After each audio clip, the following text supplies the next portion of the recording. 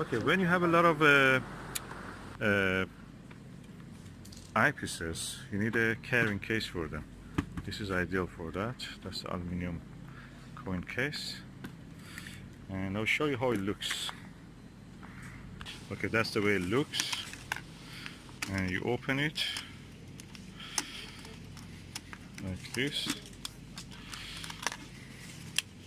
There is inside it a padded foam on the door.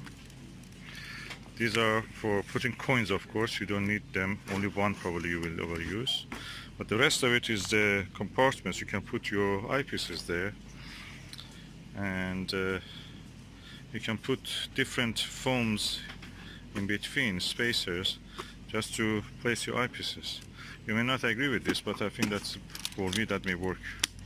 I'll protect my eyepieces like that. I have now a selection of eyepieces. That would be great for that purpose.